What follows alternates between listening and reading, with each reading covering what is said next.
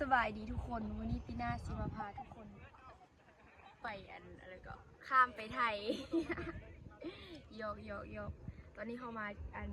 ยูเข็มของนะจะเป็นเข็มของเข็มนะตอนนั้นก็จะเป็นฝั่งไทยนะทุกคน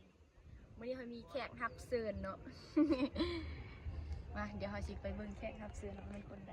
ที่เป็นเบาไทยหรือเบาลาวทุกคนสบายดี สบายดี FC น้องกีฬาสาวลาวเนาะแล้วก็ทุกคนที่ติดตามเนาะวันนี้น้องกีฬาเป็นมาลินก็เลยแบบนัดกันมาลินนะแบบ โดย ดนได้เห็นกันเนาะ แม่น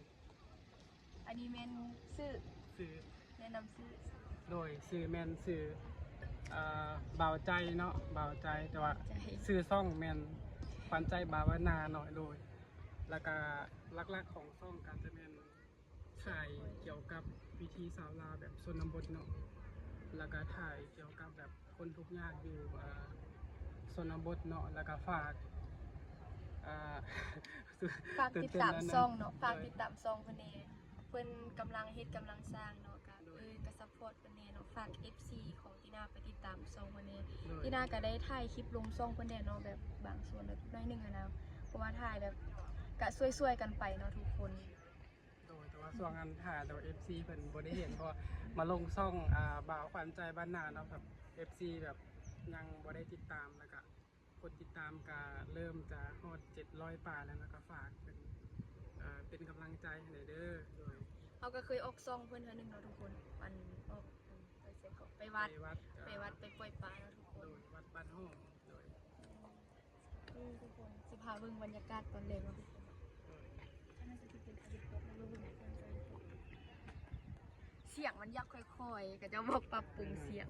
เพราะว่าเพลงแล้วแต่มันเป็น อ๋อเสียงเจ้าเพลงอะไร อันนั้นจะเป็นฟังไทยเนาะทุกคนเบิ่งใกล้ๆนะ อำเภอศรีเสียงใหม่ไหมเนาะสีเหม็นอำเภอศรีเสียงใหม่เนาะ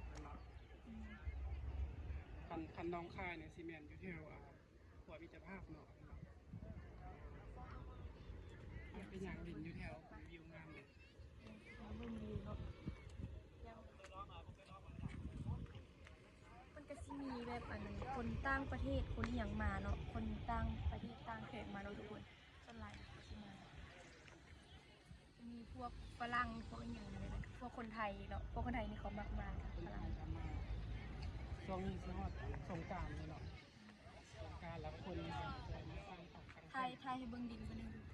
ไทยเบิ้งดินมาหนึ่งตะกี้น้ำมันจะท่วมเนาะทุกคนท่วมตอนนี้ แต่อันนี้มันเป็นยามแรงเฮงเลนดิน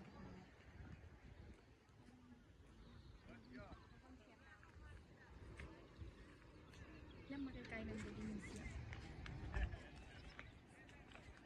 มีสายที่นางผ่านหลอกเดี๋ยวนี้เนาะ จะได้เขาสิพาทุกคนไปเบิ้งเครื่องเนาะทุกคนเครื่องโยน ตอนมาเห็นก็เจ้าขี่มากเลย โบ โบอยู่นี่เลย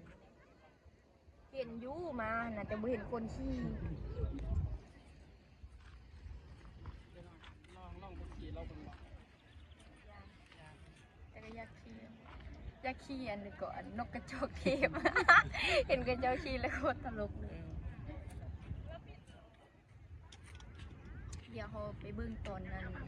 เอาไปย่างเลาะตลาดกันเนาะไปเบิ้งเครื่องเนาะว่าราคาเท่าไหร่เนาะโอเคไปกันเลยเขาว่าสิพากันไปเบิ้งเครื่องแต่ว่าเขาเซตเป็น2คลิปเนาะเพราะว่าคลิปนี้มันอาจจะยาวเขาสิพาทุกคนไปย่างเลาะก้อนนั่นแหละย่างเลาะเค็มน้ำก้อนเนาะทุกคนไปเพราะว่าจนในคลิปมันสิยาวมันสิทุกคนสิเบื่อเนี่ยเขาสิถ่ายเป็น2คลิปเนาะถ้าติดตามถ้าใครอยากเบิ้ง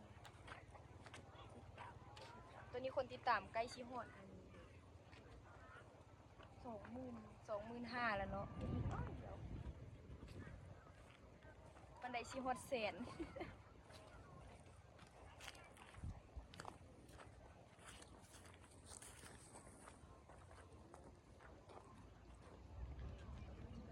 คนเขามาลิ้นอะไรเนาะเขาแบบมาพักผ่อนมาอหย่างแบบตั้งสติดีคนเราเขาก็มาพักสมองเมื่อยเป็นเรียกเมื่อยอะเขาต้องมาพักสมองใจ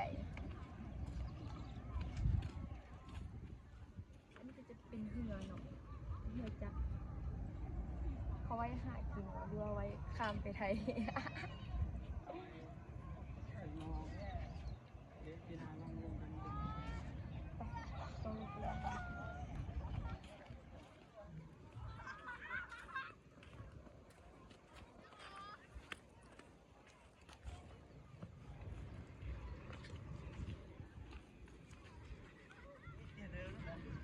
เอาลงปุ๊กที่บ้านเดี๋ยวลงปุ๊กที่บ้านลอยน้ำข้ามไปไทยว้าสิดังเพื่อนโตโน่เลย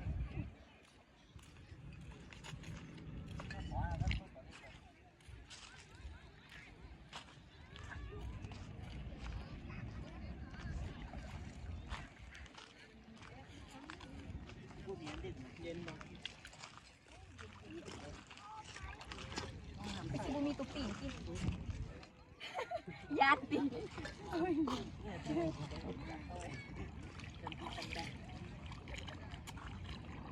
รอดไปก็ได้อยู่ว่าที่น่ะ บ่ได้เป็นต้นบ่ได้แม่นโตโน่เลยตายในความสุขน้ำหน้าสำเร็จนี่ งานก็สิเลิกเนาะ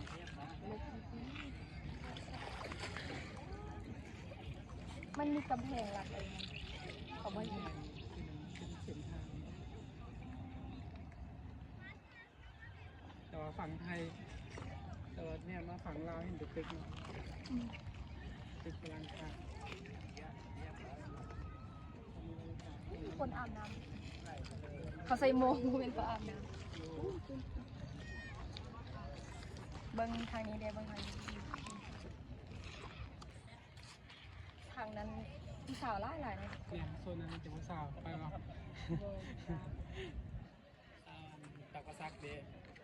เฮียนอยู่เทิงเลย จะจักนาทีแล้ว สลายเจ้ากระตัดเอาอ่ะ โตบ่ได้ใส่อหย่างมีแต่เอาคลิปมาต่อกันแล้วก็ลงเพราะว่ายังบ่มูตัดบ่มูอหย่างนั้นนะอย่างโทรศัพท์มันก็มีเครื่องเดียวคันนะเวลาเขาบันทึกคลิปมันนะมีคนโทรมานะบ่ได้เลยบันทึกไม่ เอาเลยนะ เดี๋ยวเราก็สิขอปิดคลิปไปวันนี้ก็เนาะสำหรับคลิปนี้เนาะเดี๋ยวถ้าเบิ่งคลิปต่อไปคลิปสิไปย่างเลาะตลาดเนาะตลาดเคียมโคกเนาะทุกคนไป นั่ง เอ้าทุกคนยังบ่จบเนาะ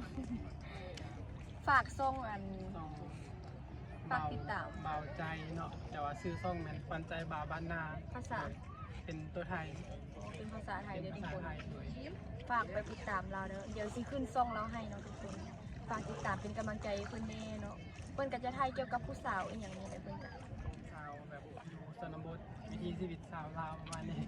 โดย อันนี้ก็เราก็เป็น FC อันไอเอ เนี่ยติดตาม FC เรา ไอเอ โดย โอ้ประมาณคนกำลังคุยกันมาเดี๋ยวสิขอปิดคลิปไว้ซ้ำนี้เนาะทุกคน ฝากกดไลค์กดแชร์กดติดตามเพื่อนแน่แล้วก็กดติดตามซองตีหน้าเนี่ยกดติดตามให้มันฮอด100,000ไว อันนี้ก็5แต่ว่าแต่700กันลงขึ้น ๆขอขอบใจ โดยไม่ว่าโดย